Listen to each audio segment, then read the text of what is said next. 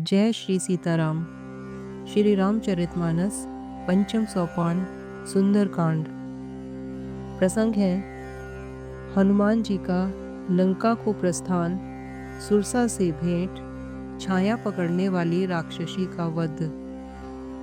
जामवंत के वचन सुहाए, सुनी हनुमंत हृदय अति भाए। तब लगी मोहि पर क्यों तुम भाई, सही दुख कंद मूल फल खाई।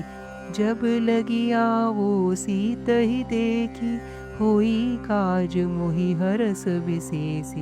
यह कही नाय सबुन कहु माथा, चले हर सिंह धरि रघुनाथा। सिंधु तीर एक भूधर सुंदर, कौतुक कूदि चढ़े ऊपर। बार बार रघुबीर संभारी, तर के पवन तने बल भारी।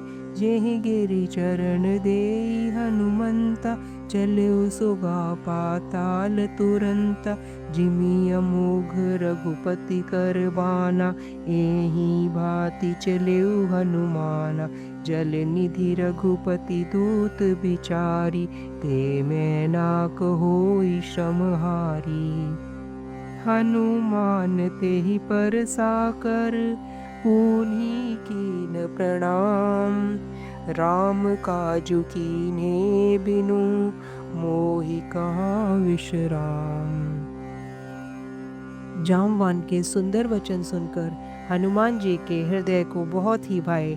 वे बोले, हे भाई, तुम लोग दुख सहकर, कंद मूल फल खाकर तब तक मेरी राह देखना, जब तक मैं सीता जी को देखकर लौट न आऊं। काम अवश्य होगा, क्योंकि मुझे बहुत ही हर्ष हो रहा है। यह कहकर और सबको मस्तक नवाकर तथा हृदय में श्री रघुनाथ जी को धारण करके हनुमान जी हर्षित होकर चले। समुद्र के तीर पर एक सुंदर पर्वत था। हनुमान जी खेल से ही कूदकर उसके ऊपर जा चढ़े और बार बार श्री रघुबीर का स्मरण करके अत्यंत बलवान हनुमान जी उस पर से बड़े वेग से उछले। जिस पर्वत पर हनुमान जी पैर रखकर चले, वह तुरंत ही पाताल में धंस गया। जैसे श्री रघुनाथ जी का अमोघ बाण चलता है, उसी तरह हनुमान जी चले। समुद्र ने उन्हें श्री रघुनाथ जी का दूत समझकर मैनाक पर्वत से कहा कि हे मैनाक, तू इनकी थकावट दूर करने वाला हो, अर्थात अपने ऊपर इन्हें विश्राम दे।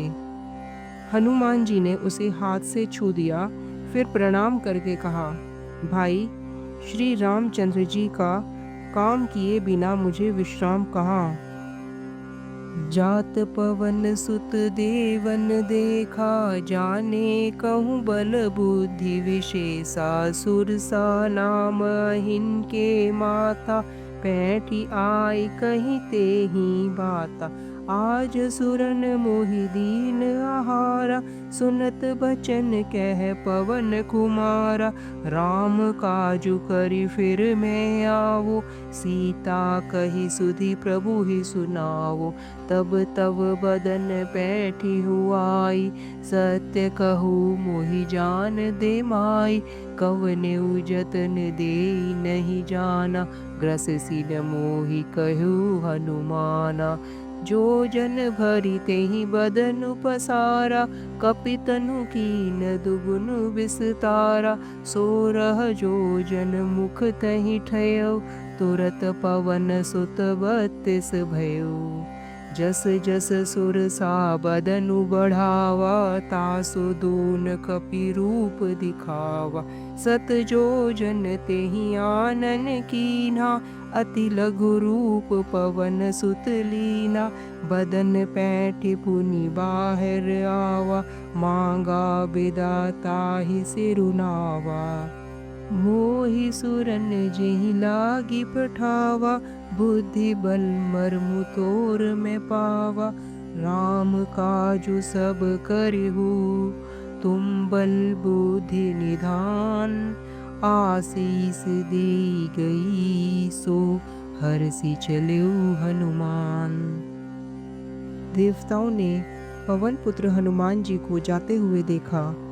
उनकी विशेष बल बुद्धि को जानने के लिए उन्होंने सुरसा नामक सर्पों की माता को भेजा। उसने आकर हनुमान जी से यह बात कही, आज देवताओं ने मुझे भोजन दिया है। यह वचन सुनकर पवन कुमार हनुमान जी ने कहा, श्री राम जी का कार्य करके मैं लौट आऊं और सीता जी की खबर प्रभु को सुना दूं, तब मैं आकर तुम्हारे मुंह में घुस जाऊंगा। तुम मुझे खा लेना। हे माता, मैं सत्य कहता हूँ, अभी मुझे जाने दे। जब किसी भी उपाय से उसने जाने नहीं दिया, तब हनुमान जी ने कहा, तो फिर मुझे खा न ले। उसने योजन भर अर्थात 4 कोस में मुंह फैलाया। तब हनुमान जी ने अपने शरीर को उससे दुगना बढ़ा लिया। उसने 16 योजन का मुख किया। हनुमान जी तुरंत ही 32 योजन के हो गए। जैसे जैसे सुरसा मुख का विस्तार बढ़ाती थी, हनुमान जी उसका दुगना रूप दिखलाते थे। उसने 100 योजन अर्थात 4 कोस का मुख किया। तब हनुमान जी ने बहुत ही छोटा सा रूप धारण कर लिया और वे उसके मुख में घुसकर तुरंत फिर बाहर निकल आए और उसे सिर नवाकर विदा मांगने लगे। उसने कहा, मैंने तुम्हारी बुद्धि बल का भेद पा लिया है, जिसके लिए देवताओं ने मुझे भेजा था। तुम श्री रामचंद्र जी का सब कार्य करोगे, क्योंकि तुम बल बुद्धि के भंडार हो। यह आशीर्वाद देकर वह चली गई। तब हनुमान जी हर्षित होकर चले। निशिचरी एक सिंधु महुरही, करी माया नभ के खग गई। जीव जंतु जे गगन उड़ाई, जल बिलो की तिनके पर छाई। गई छासक सो न उड़ाई, एहि विधि सदा गगन चर खाई। सोई छल हनुमान कह कीना, तासु कपट कपि तुरत ही चीना।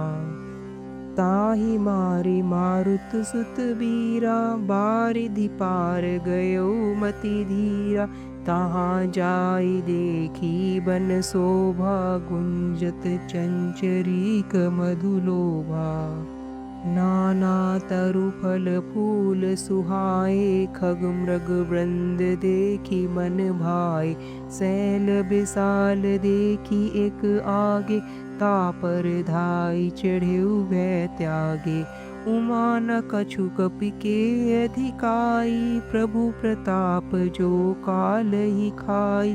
गिरि पर चढ़ी लंका तेहि देखी, कही न जाई अति दुर्ग विशेषी।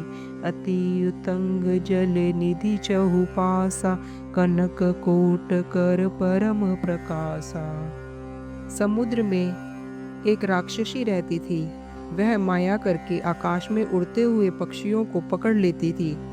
आकाश में जो जीव जंतु उड़ा करते थे, वह जल में उनकी परछाई देखकर उस परछाई को पकड़ लेती थी, जिससे वे उड़ नहीं सकते थे और जल में गिर पड़ते थे। इस प्रकार वह सदा आकाश में उड़ने वाले जीवों को खाया करती थी। उसने वही छल हनुमान जी के साथ भी किया। हनुमान जी ने तुरंत ही उसका कपट पहचान लिया।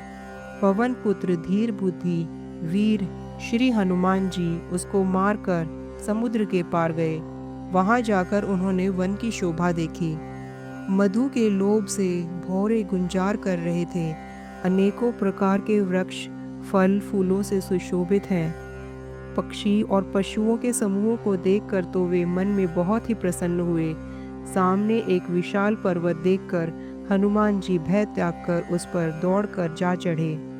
शिवजी कहते हैं, हे उमा, इसमें वानर हनुमान की कुछ बड़ाई नहीं है। यह तो प्रभु का प्रताप है, जो काल को भी खा जाता है।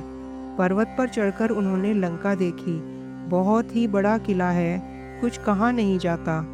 वह अत्यंत ऊंचा है, उसके चारों ओर समुद्र है। सोने के परकोटे का परम प्रकाश हो रहा है। जय श्री सीताराम जी की।